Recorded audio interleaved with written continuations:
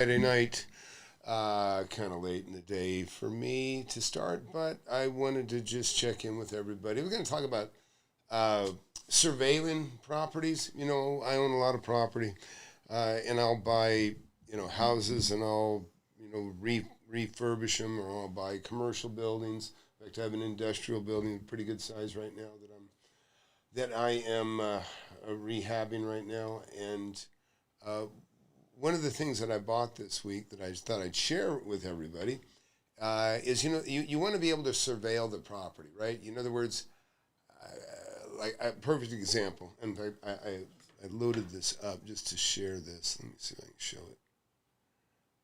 This is, God, where is it? Just video that I just did last night. I'm sitting here and I look at my Ring camera, right? And I have, like, I don't know, 20, maybe 25 cameras out there. I have some at bars that I own, strip centers that I own, houses that I'm rehabbing. I might have a camera there, and that's one of the things I was going to tell you about. Hey, also, let me know if the audio's good here, if someone would chime in on the chat there, and I would appreciate that. And I have no idea why that's doing what it's doing, but it is what it is. Anyways, these T-Mobile hotspot, you can get one of these routers, and this is the one I got right here. This little gateway you see right here. I just went over and picked it up.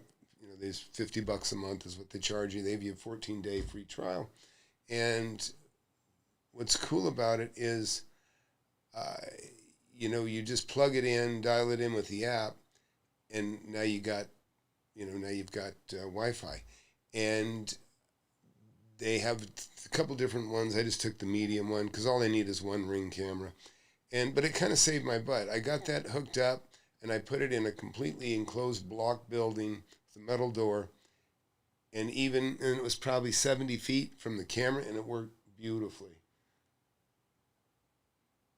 Why do you watch them? Because there's just so many different things. Like for last night, and I'm glad you asked that, because let me bring it up. You can kind of keep an eye on your guys without having to drive there.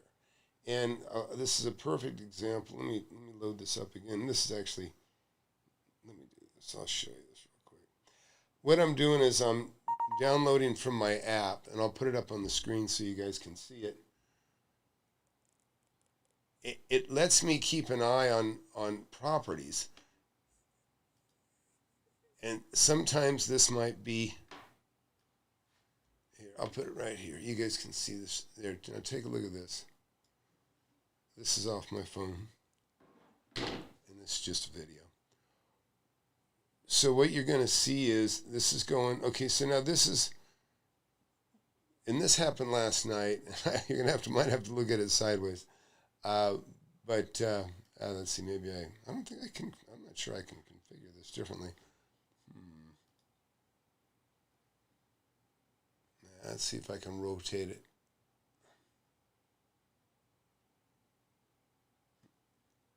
Rotate left. All right, so check this out.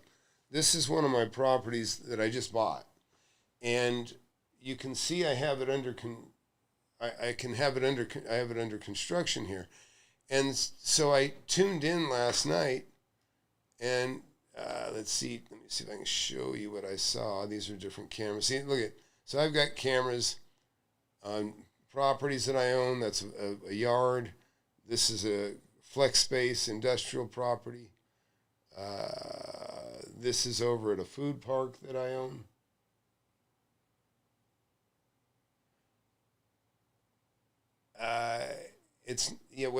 I can tell you, I have seen people that I've chased off. This is at a bar. This is a retail property that I own. Now take a look here. You see the dumpsters off to one side?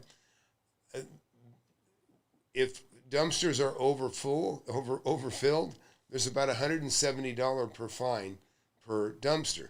And so I've taken this video and I've pushed back against the trash companies that try to hit me for a charge like that. Likewise, I've also told, I've got like 25 tenants over there, and it allows me to tell the people or tell the owner of the different trailers, say, hey, listen, your guys are dumping or they're not packing the trash down, and I'm going to pass the fine on to you. Cams and photos are vulnerable, possibly fake. What do you, look, they're my cameras. There's nothing fake.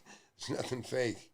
Anyways, but just being able to, like spot thieves. We had a car stolen out of here. On this camera right here, we had a thief come in 8 p.m. or 8 a.m., walk in through that gate you see right there, and he had some power tools, and he cut open the door, and then he went inside and he proceeded to cut open the cash machine, the ATM. But this was, let me see if I can show it. I don't think I have it right handy. But it was last night. I look up, it's about 9 o'clock. I just finished my webinar, and I ended up nailing this metal up here. What I found is that the guys had left the job wide open. The framers that I'd hired, each one thought the other one had something covered. They left, and there's $6,000-7,000 worth of materials laying there. So what did I do? I drove over there, and I couldn't get the doors closed, so I nailed up this metal that you see to keep them out of that. And but also lets me keep an eye on the progress of the work that's being done. I'm getting a new roof put on over here. It's just a way to watch things and not without having to actually be there. But that was all done with this T-Mobile hotspot. So I'm going to tell you, I love the Ring cameras, love the T-Mobile hotspot, and who all do we have here? Don, where are you located? But I have one of my students. He bought a beautiful building. He actually bought a building about $900,000 under market, and he bought these cameras. This is actually a pretty funny story. He bought these cameras that were 100% cellular signal. So he had them mounted. They were powered, but when you took them down, they were still battery powered. And he watched some bum on a bike ride up, climb over the fence. He had a chain link fence, climb over the chain link fence, saw him pick up a 2x4, bust his camera off the wall. Camera falls about 10 feet, picks it up, and now the camera's on, running, and the light's on. And the guy takes it and he uses the camera and the light, because it's got a built-in light, and he uses it like a flashlight, proceeds to go through his building, steals some stuff, comes back, throws the stuff and the camera and light over the fence, and then he ends up taking all this stuff home, and then for the next several days, he's actually he's in this guy's living room, looking at the guy's kids, looking at, watching what they're eating for dinner, because the guy doesn't even realize that he brought a surveillance camera home with him. So, but it's a powerful tool, but it was kind of funny. And this is over in Portland. The police, their hands are tied. The council is garbage. They don't let them, enforce crime there. So, but he got to sit there and watch the criminal that stole his stuff, watch him take care of his kids and eat their dinner. Hey, if you just got here, please hit that subscribe button, hit that like button. It's just kind of a casual day here. We can talk about anything you want.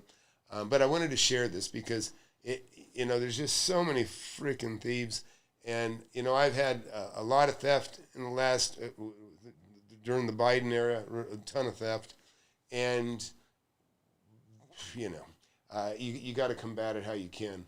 But I've had thieves turn the power off on a building, take power tools and they take the power out of the building, then they go through and they cut the conduit, and I got wire as thick as my fingers, inside copper, and they proceed to cut up this conduit every 20 feet like sausage and pull the copper out, roll it up, and they do $50,000 worth of damage and steal $10,000 worth of copper. So that's very real. It happens.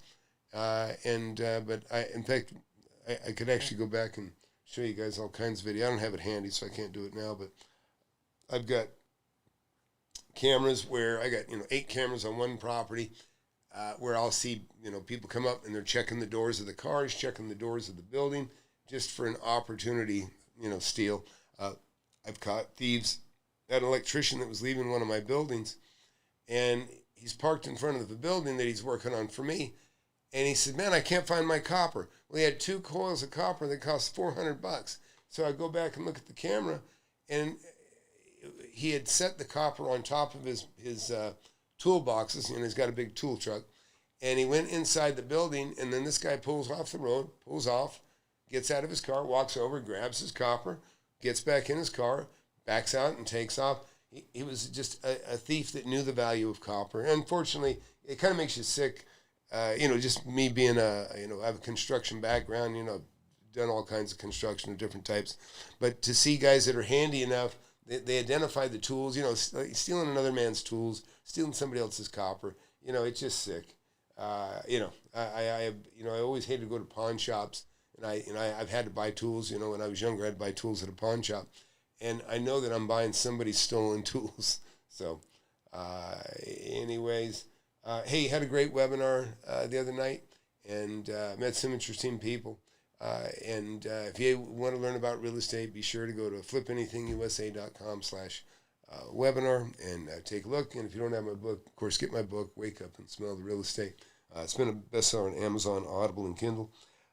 There's just so much opportunity out there to make money, and I really get frustrated because I see just so many disingenuous fake gurus out there, and I know it bothers me more than it bothers a lot of people that watch. But it's just terrible for anybody to be misled or misrepresented as to how opportunities are made, and what potential there is out there. A lot of people get sold into stuff that just isn't practical.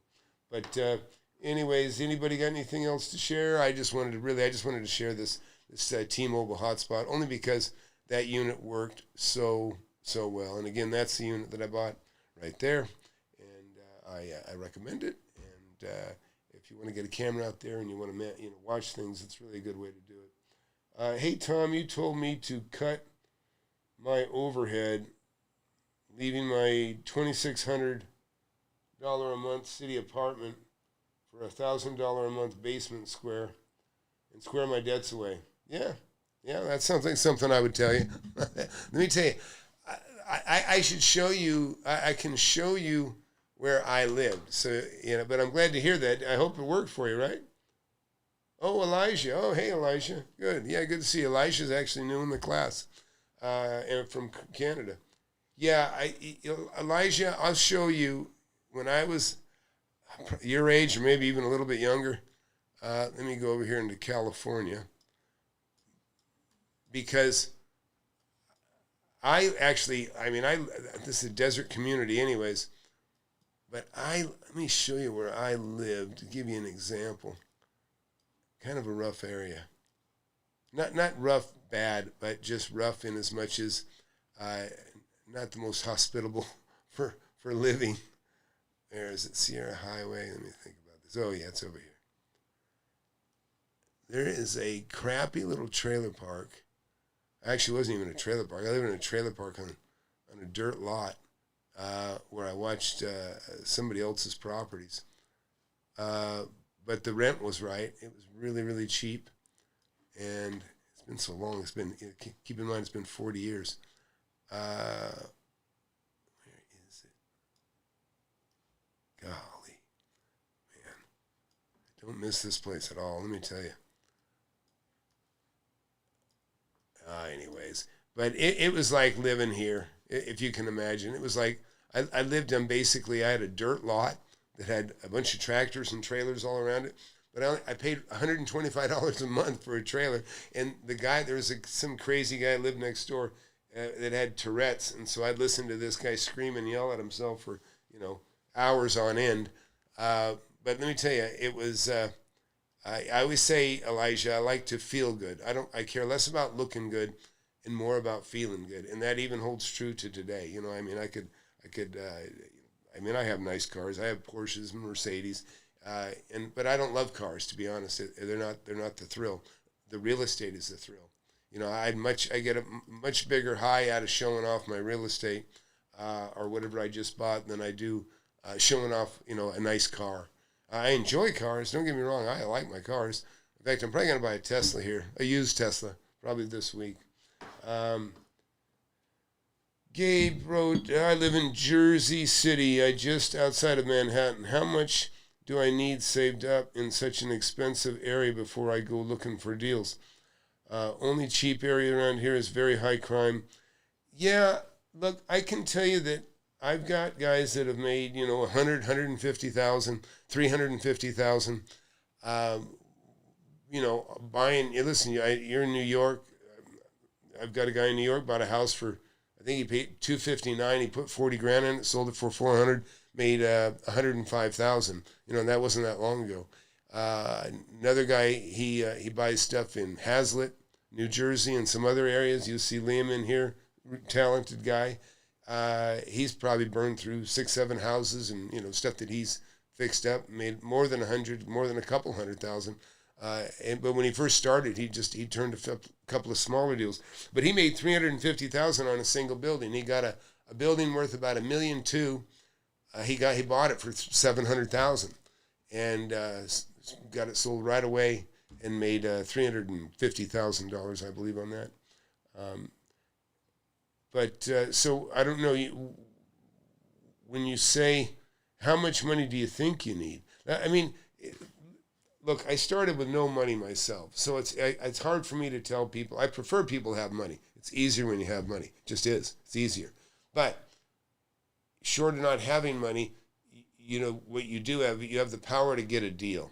So, and that's what I'm really good at. To this day and always, from the time I started, I'm really, really good at finding deals. So I can find a deal, and you can find a deal that is a great deal. And even though you can't afford it, you know, I mean, you know, you guys have seen me reference this a lot. You know, some of these properties that you see in this image behind me, you know, I bought these when I was 19 to 20 years old. And like, this is a good one right here. This is a hardware store. You know, I was probably 20, 21 years old, and I got this under contract to buy it for, you know, like, I don't know, 30, 40% off. And I didn't have any money, and it took cash to buy it, but I tied it up with $1,000. But I called my boss. I called the guy that I work for, right? And anybody that can employ people has a few bucks. And he came out and looked at it, and he said, yeah, this is a great deal. And he didn't want a partner, but he gave me 20 grand to go away. And, you know, I took 20 grand there. I had another buddy. We bought this place together. I got it for 40,000. It was worth 55. He wanted to keep it. I said, okay, pay me to go away. He gave me $7,500. I went away. So, but just between those two, guys, that's $27,500 that I made on 2 deals. And you got to remember, this is back in 1981. And then I came across this deal. And I thought I was going to need a partner. I thought I was going to need a partner to buy this. But it turned out I could assume it. There was an assumable note on it. So I walked into that one with just $4,000. So, you know, you can definitely make things happen. You can make money without having money. It's easier with money. If you have money, you get to make all the profit. If you have no money, that's okay. You can find a partner, and they'll either buy you out. That's what happened with me quite a bit. Or, you know, you get a fantastic deal. Somebody will be your partner to take half the money. You know, it doesn't even have to be somebody you know or are particularly close with. Elijah wrote, I know this is in the course, but while I have you here, I would love to hear it partially for that motivation. Oh, I see. I got you, Elijah. Tom, I might not be able to meet you. We're not doing a meeting tomorrow, Elijah. I actually had, man, I had my YouTube go down. I had my YouTube go down for 2 weeks because of some hacker. We recovered it all. And then I even had my website actually got completely deleted at 1:40 a.m. this morning. And, of course, I got it backed up, and it's back up again. But we're doing some security checks and things. And so, no meeting tomorrow, though, bud. I'll probably pop in for 15 minutes. So if you want to come in at 10 a.m. Central, I'll probably fire up and just I always do that as a courtesy because not everybody, like you, didn't seem to get the message. But yeah, I'm excited about you being in the class, Elijah. You're great age. You got your whole life ahead of you, and you're smart enough to steer away from the fakes, and you'll do well. What else? Yeah. Anybody got anything else? Any other questions? I will spend a few months getting my debts to zero. Yeah. Yeah, listen, cutting your overhead is always good. When you want to see your DM, what do we got here? Elijah, there is no class tomorrow. There is no mentorship meeting tomorrow. I think I got you. So yeah, you said you might not make it to the call. Okay. Well, where are you sending me a message, dude? On my text? I don't know what you're talking about. Send it to my phone, buddy. Send it to my phone.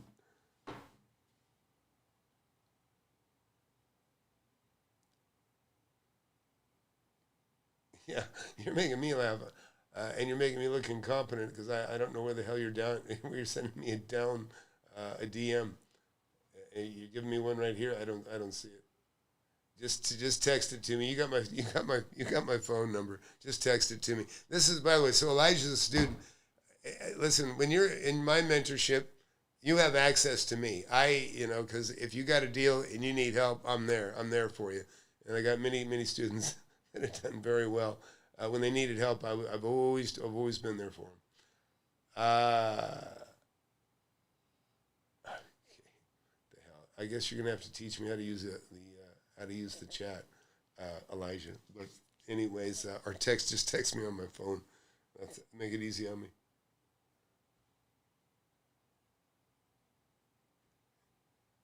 Yeah, you don't need to use this contraption. You can just write it to me.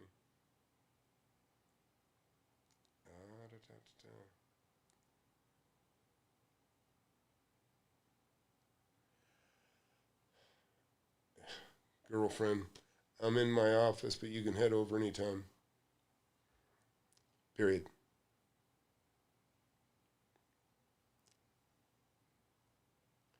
All right.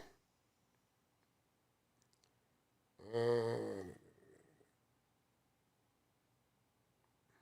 right. And I got my daughter writing me as well. And now there's Elijah. There we go.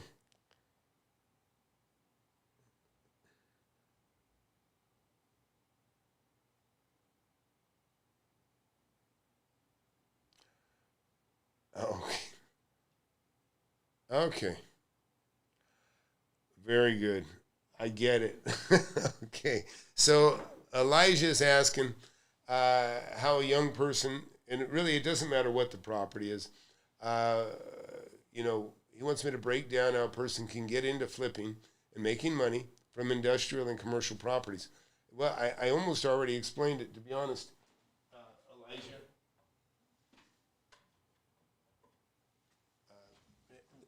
And again, the first property I ever bought was industrial. It was, and I'll show it to you again right here. The very first property that I bought when I was 19. That's it right there. This building. Okay? Metal building, 3 roll-up doors in the back. See? Roll-up doors in the back, behind my head. These roll-up doors, those used to be mine. Oh, they're not roll-up doors anymore. Look at that. They got rid of the roll-up doors. Yeah, those used to be roll-up doors. I have no idea. Probably theft. That's probably why they got rid of them. There was a roll-up door over here, too. Yeah, that one's still there. Man. But now look at this. This place has turned into Compton. In fact, when I was there not long ago, this building you see here, completely burned down. And just a mess. But anyways. So, Elijah, the key with all real estate is getting in between what somebody has and what somebody wants. As long as you get in between these two, then that's the money, right? And if you can tie up something that's worth much more, that's worth much more than you have the rights to pay for it with, then this guy over here is going to want it. And so if you're in the middle, you can, you know what I mean? And he wants this, you can get him a great deal. And, in fact, this building here, when I bought this building, and I barely squeaked into it, right? I didn't have the money to put down, but I got a long escrow, and it gave me time to raise the money. So creative financing. So one of the things I'll tell everybody, people, listen, I always say you demonstrate sincerity with the wallet, right? And I have more money than I've ever had in my life. So I can throw a lot of money at something. I can pay cash. I can do things that I couldn't do when I was younger, when I had less money.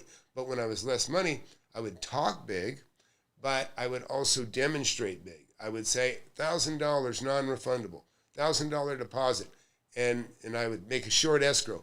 And so it would make people not even think about whether or not I had the cash in the bank, because I showed such confidence by putting a substantial down payment or a deposit that I'd say, that's okay, we'll make it a $500 non-refundable deposit. And they're like, really? I say, yeah, don't worry, we're going to close. And now all of a sudden they're not even asking me about, do you have the money in the bank? Are you pre-qualified? They're not even asking. They just know that I said, here's $500 non-refundable if I don't pay for it cash in 30 days. Then I run and try to figure out where the damn cash is.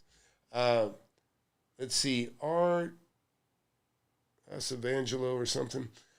He wrote, I'm 40 years old, fell behind on much of my 30s because of bad health issues, cleaned up almost all of my debt, and now I'm saving like crazy. Listening to you, very inspirational. Thank you, Tom. Appreciate that. Love your book, by the way. Yeah, so Art, you're doing the right stuff. And really, any of you guys that are watching, look, I didn't finish high school. In fact, in this building you see here, this first building that I bought, it's not far from where I went to high school. This is where I went to high school. And, in fact, there used to be phone booths. There used to be phone booths right in the front here.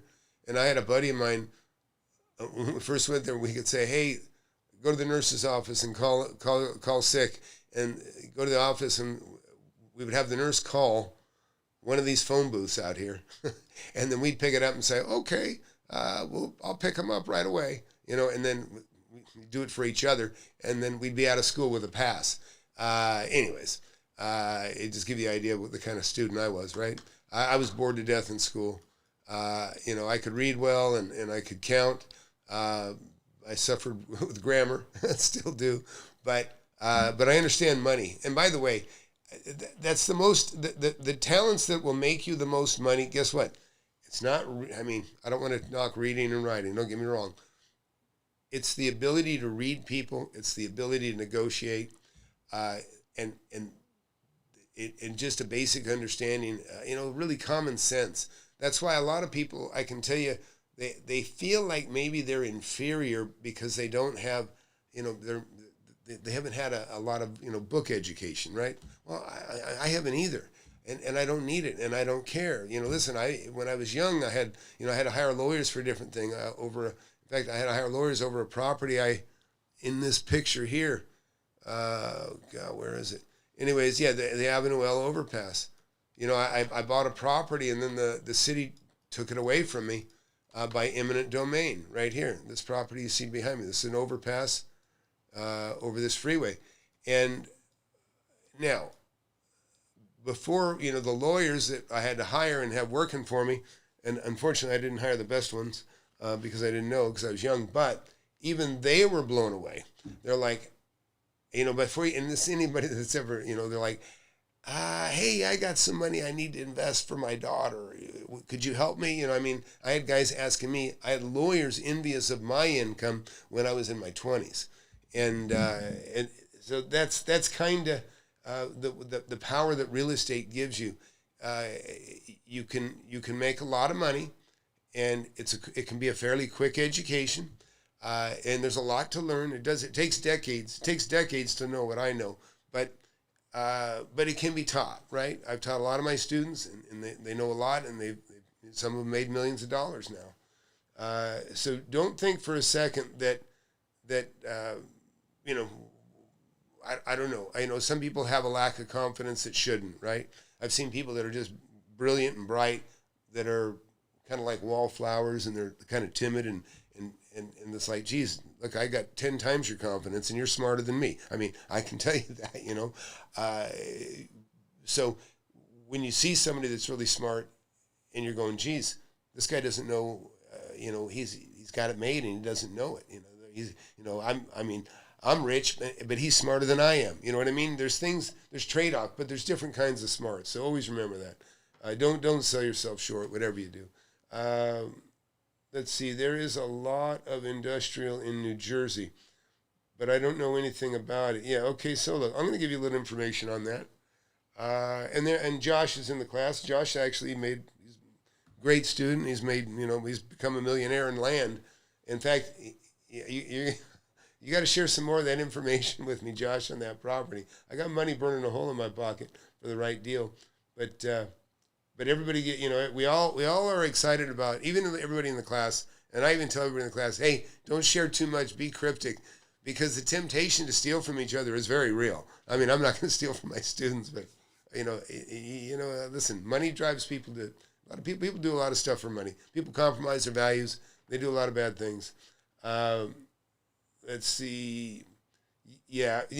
Listen, now look, you have to just take the leap. Listen, take the leap into my book to start, right? Take the leap into my book. Don't just take the leap, because a lot of people consider taking the leap like, yeah, just roll the dice. Listen, I don't roll the dice. I do not roll the dice. I'm not a gambler. People say, Tom, you got balls to steal. It's like, no. I know I'm stealing the property. I know it's worth more than I'm paying for it. It's not risk. There's no risk here. It's just pure excitement. It's a treasure. It's a treasure hunt. And when I find treasure, I'm excited. And that's what I want you guys to do too. Iron Webb wrote, found a vacant house next to my mother's. Owner died, no debt, but 3 siblings fighting. I called them, and it looks like they'll take $20K each. Some delinquent taxes, but we're $300K. Wow, that's great, Josh. Yeah, I mean, I hate to say it, everyone, but I can tell you, I had 5 sisters that not my sisters, 5 sisters that just kind of hated each other. I hate to say it. And it was pretty sad. And one of them had died. So I had 4 sisters, 4 of the 5 that kind of hated each other. Mother had dementia. Nobody got along. And it ended up being to my profit. But it's sad. A lot of people are money's left behind, a nice inheritance is left, and then idiots squander it, and I've been the recipient of squandered wealth, and I always make sure that my kids don't squander my wealth when they do get it, because they will get it eventually. But this is 50 acres right here. I paid $200,000. I sold it for $2.8 million. I made over $2.5 million on this piece of property right here. It's covered with houses now, and it was because 4 sisters that didn't talk to each other. They didn't talk to each other, so I jumped in, and then and I just took it. I bought a piece of land for $48,000 and sold it for 2 years later for $90,000. Oh, so you made $50,000. I wasn't even expecting to make that kind of profit. Oh, good, Anthony. Glad to see it. Yeah, that's certainly something that can happen. And if you've been in the class, we've got some students that have even, I got students that have made over $800,000 on a single piece of property, and it's like their 3rd or 4th deal when they did it. We got Eric in the class. I think he bought a trailer park for $80,000, sold it for $880,000. But what else? What's on your mind? You guys that are watching, people that just got here, I always fail to suggest you hit the subscribe button, hit the like button. A lot of people watch here, but they don't subscribe, and you should. You should subscribe and hit the notification buttons, and because I'm a wealth of information, but you got to ask. You got to have a good question. If you got something to ask, I'll answer any questions you have. Got a ton of experience, a lot of stories. Every one of these properties, you see, look at these properties. You know, there are more than 100 in this picture, I'm sure. And every one of them has a story. Every one of them has a story. And every one of them is profitable. What else? So Elijah, I hope I answered your question, but the bottom line is, you know, I say it all the time, and I sometimes I sound like a broken record, but it's because some things need to be repeated, and that is, there is no bad real estate. There's just bad deals, you know, and that's why when you see Pace Morby say, buy an RV park and retire, it's stupid. It's just stupid. There's deals of all kinds everywhere. It's not like it's just an automatic, like all RV parks are a great deal. You know what I mean? It's just so you can't fall into that trap. To get business and find deals. Yep. Let's see. I'm a big cold caller, Tom. That is the business I run and have been for the last year. Do you recommend? Yeah, listen, yes, Elijah, I do. So that's right, Elijah. I remember. You buy businesses too, right? You guys buy businesses. And I might have a business I'll sell you too, remember?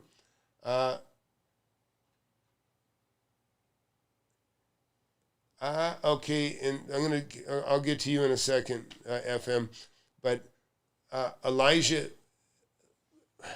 you know, I think there's a book or the show. I think it was Glenn Ross, and everything was about the quality leads. Everybody wants these leads that they can cold call on because they're going to be, you know, they're the hot leads. You know, they're really good. And so, but when it comes to cold calling, you know, there's guys that sell information. There's fake gurus that get out there and they kind of just pass you around, you know, like you're a piece of meat, you know, to be chewed up by, you know, each of their buddies. And the thing is, you know, when you're buying leads, we got the leads. They're selling everybody the same leads in the same area. And so everybody's kind of harassing the same people at the same time. And you know, if you got the gift of gab, if you know how to talk to people, then you've got a little edge. So you know your capacity in that respect.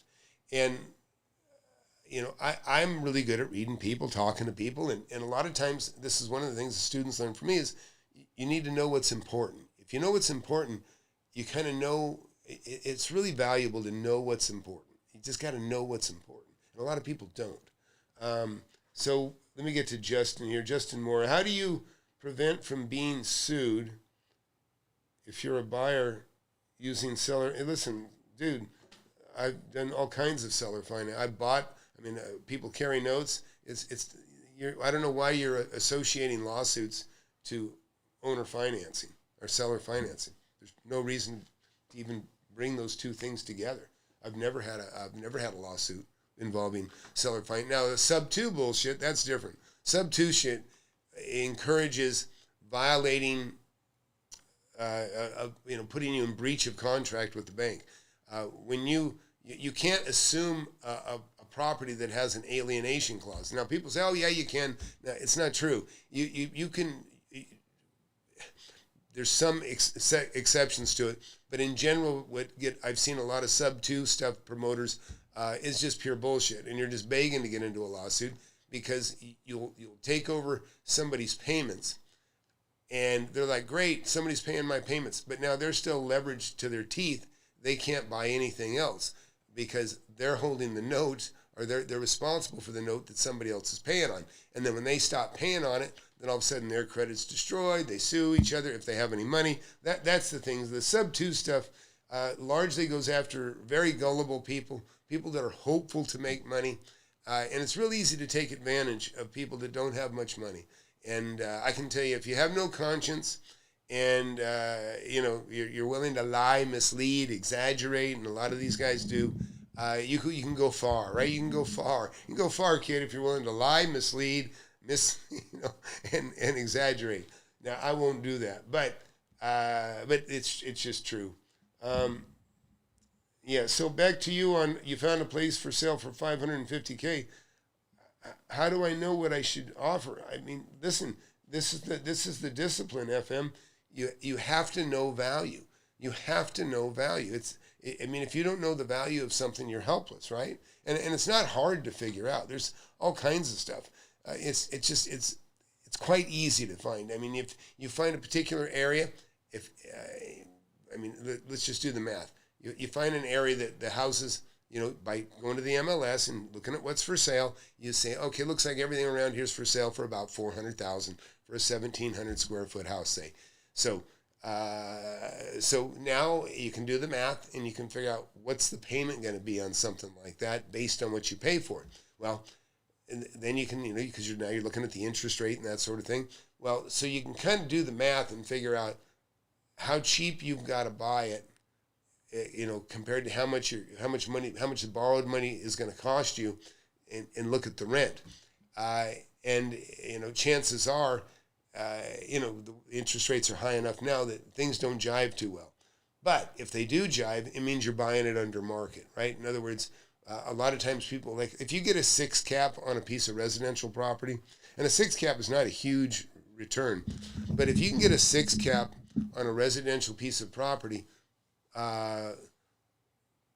then you probably are buying it about 25% under market. In other words, if I'm getting a 6 cap, and I generally do, right? So I'll buy a $450,000 or $420,000 property, but I only pay $300,000 for it.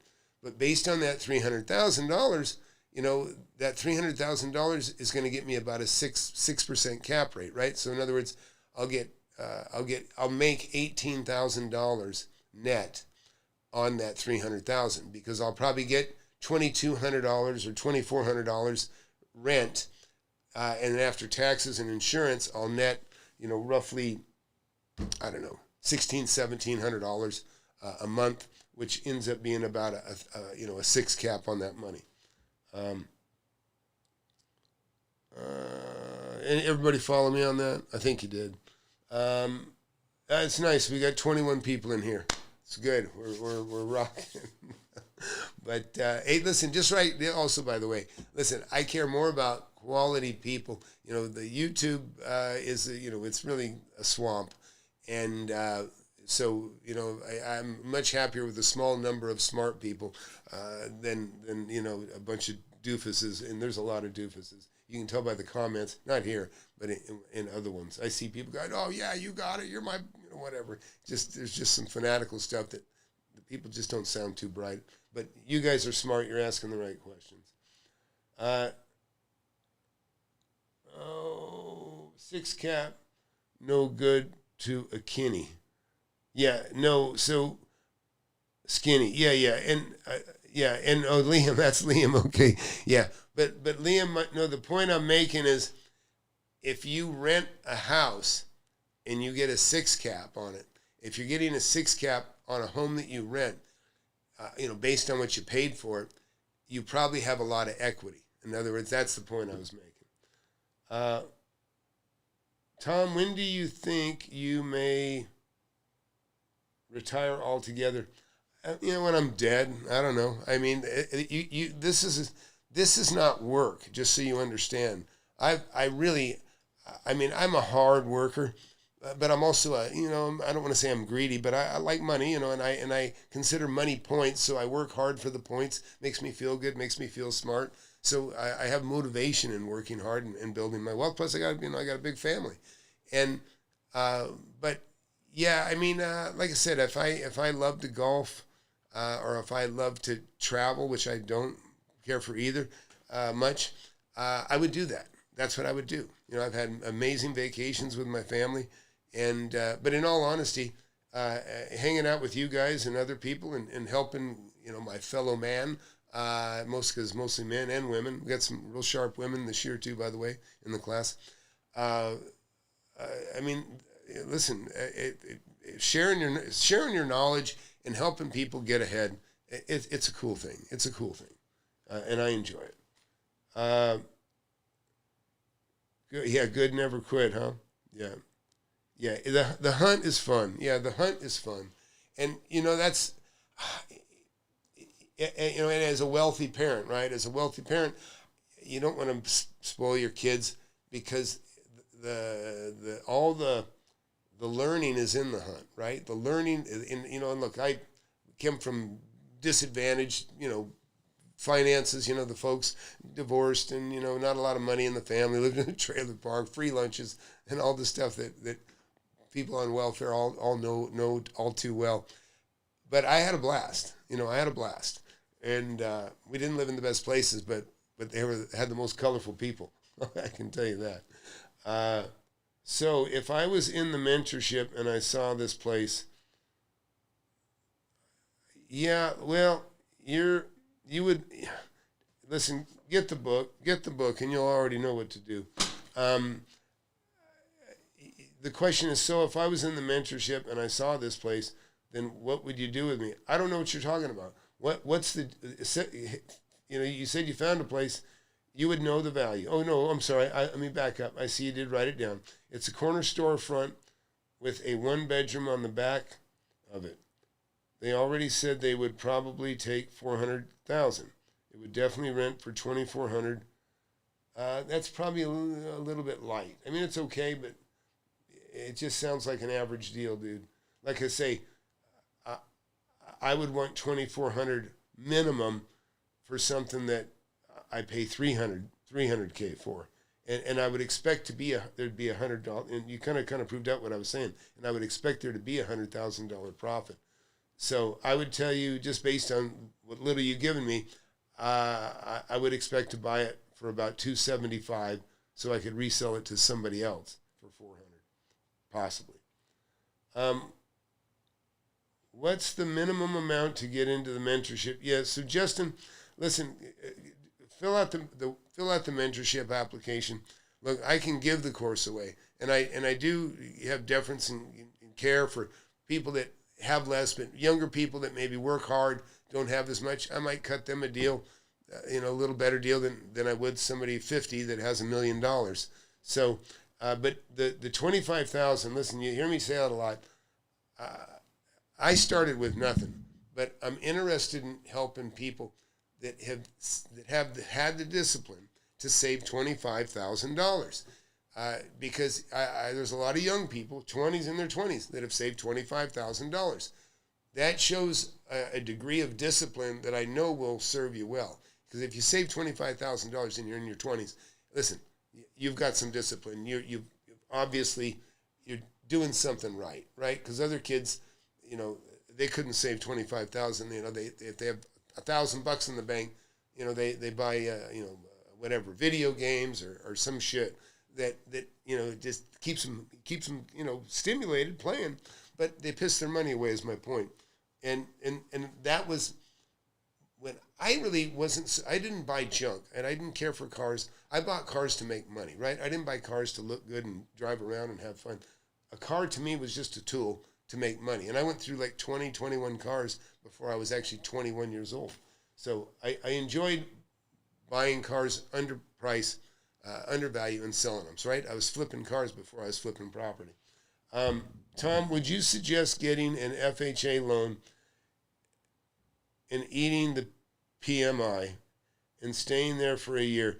Yeah, you're sounding like a retail buyer, so I don't already like what you're saying. Paying the loan down payment outright or shopping for the best deal. Listen, it's always the best deal. It's always the best deal. When you talk about, when he says PMI, he's talking about buying a property. If you buy that means private mortgage insurance. And so when you put less than 20% down and you borrow money from a bank, if your equity is 20% or less, so that used to be the rule, then you would have to buy, you'd be spending money on private mortgage insurance. So now you're paying for something that you could avoid if you just put a little bit more money down. So in general, I would say avoid the PMI. Anyways, is what I would say on that. Spend nothing, reinvest. Yeah, I mean, listen, even if you're getting a 30% return on your money, if you don't have much money, it's not enough. I mean, if you have $10,000 and you have it invested and it's making 30% a year, it's nothing. If you're getting 100% a year on a $10,000 investment, if that's the only money you have is that $10,000, guess what? It's not enough. You need to, if you're getting whatever real estate investment you got that's getting you, 100% a year, you must be you must have a lot of equity. So you want to get that equity out, sell it, get the equity, and they'll take that money and try to get 100% on that. Let's see. Chris wrote, if your plans actually change after the sale, he's talking about the FHA, say, you didn't commit a crime and just voided the terms of the bank's contract. Yeah, okay, you're talking about, look, if you can get a loan, if the bank will loan you money, then take it. I mean, if you can borrow money, that's power. Now, FHA loan or whatever loan, I mean, I don't mind borrowing money. I don't mind paying 15% interest. If I needed money short term, paying 15% interest, that's nothing. Because I'm not going to buy a property unless, I might make whatever. I might be getting the property for 50 cents on the dollar. So I buy something for $200 and it's worth $400. Do I mind paying 15% interest per year on the $200,000? Of course not, because it pales in comparison to the profit that I'm making. And that's the thing. Listen, I bought houses without ever going inside, and the reason I can buy the house with confidence and not even have to go inside is because I'm just assuming the worst. I'm saying, okay, it needs a new kitchen, it needs new appliances, it needs new carpet. I got to paint it, texture it, I got to put a new roof on it. There's $80,000 I got to spend. Well, I'm buying the property for $300,000 under market. That's all covered. And then what usually would happen, in this rare instances that I bought properties without having to go inside, I've done it when I bought so many properties in a neighborhood that the neighborhood association was ganging up against me. Don't sell it to Tom. I had people, they'd say, oh, please don't sell it to Tom. They were just stupid. They were thinking I was buying up houses so I could mow them down and put in a Walmart. Really ridiculous thinking, but nevertheless, people do think that way. So I've had to have somebody go say, I'd say, hey, go there, make an offer, get it signed, and I'll give you $5,000. And I'd have somebody go sign it up, get the property under contract because they were asking too little for it. And then I'd give that my proxy, whatever, $5,000. And then just before they'd go into escrow, and then they would assign it to me, and I'd close the deal.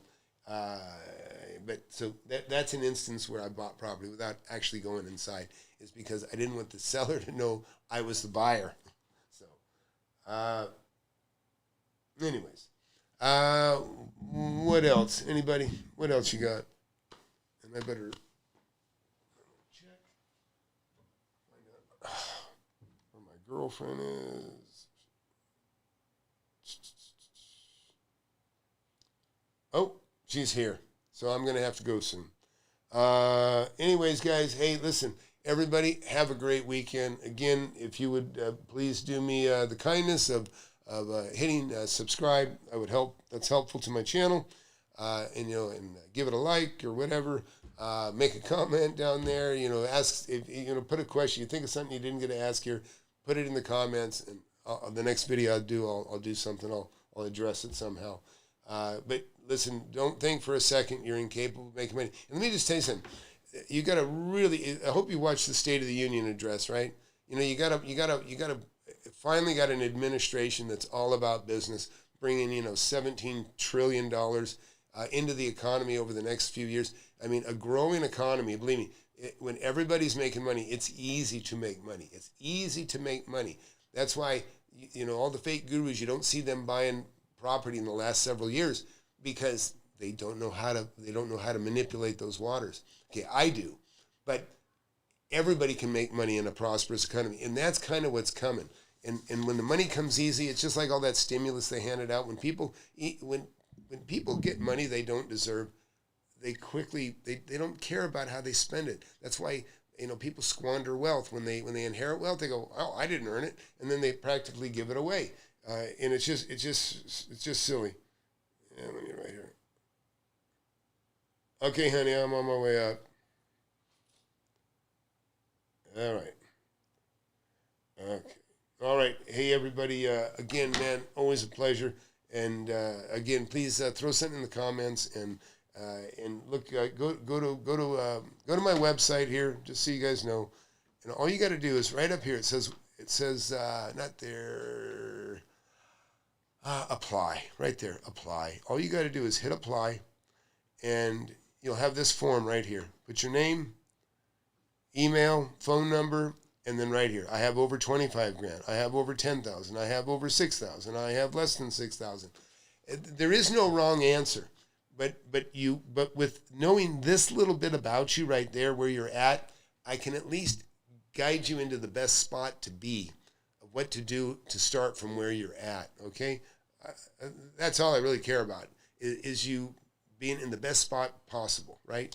And because if you have money, it's kind of like if you're listen, if you have 100 grand or you have 5 grand, you're not going to be working, you're not going to be doing the same thing. You're not going to be doing the exact same thing. Now, there may be a chance you guys might get together, but you're not in the same club yet. And the idea is, if you're down here and you have less than $6,000, is we get you into the over 25,000 club, and then then the much bigger club after that. So please fill that out. You can have a free call. I like to talk to people on Sundays, by the way, and we can text and we can have a conversation Sunday or something, maybe tomorrow even. But hey, again, good to see you guys in here. And you finished the book. Congratulations. That takes 3.5 hours. Oh, and now the audio book too. Yeah, you'll hear about Sandy in that one. The love that wasn't meant to be. Anyways, everybody, again, always pleasure, and look forward to seeing you guys soon.